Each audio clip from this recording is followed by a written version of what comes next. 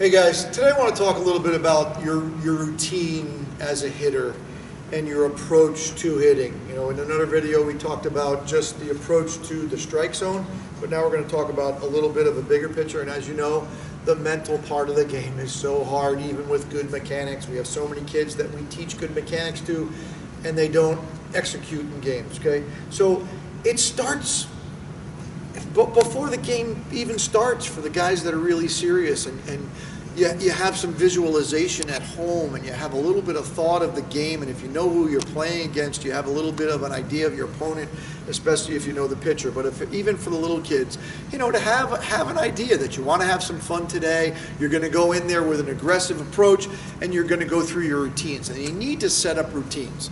And the first part of the routine is they got to pay attention. You got to teach these kids, if you're their coach or if you're their instructor, don't just teach the mechanics. You got to have a plan that when you're watching the game, you got to look at the pitcher and look at the umpire. What is the pitcher throwing? They may be changing pitchers every inning, so it's tough, but the umpire is going to be there for every pitch. What pitch is he calling? Is he that guy that really wants to get the heck out of here? Does he have this massive strike zone? Get a feel for that. Watch the game. Pay attention to it. See if you can develop any patterns in what the pitcher's doing at the higher levels, okay? Then when you're either in the hole, let's start with being in the hole before you get on deck. You should have some type of a routine that when you go to get your helmet and your bat to get in the hole, that maybe there's some thoughts that you go through at that time, possibly some mechanical thoughts that you know you've been working on this, and you just think about it just a little bit.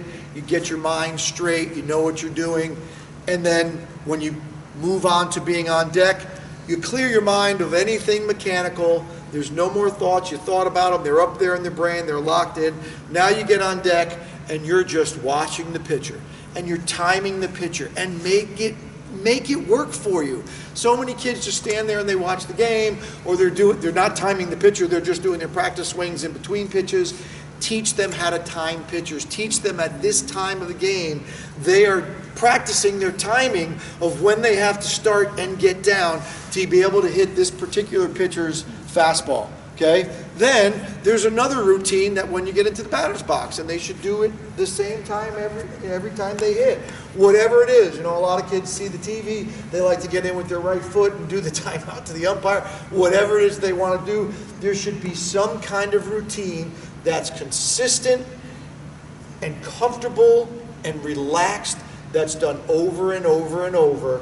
And now from this point, it's go time.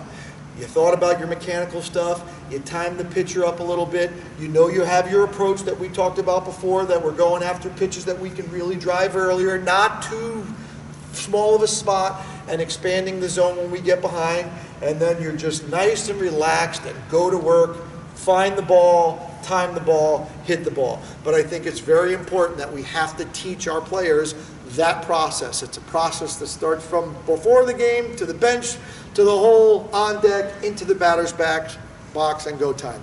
And the more they do it, the more comfortable they get with it, I think the more it'll help them. I hope that helps you.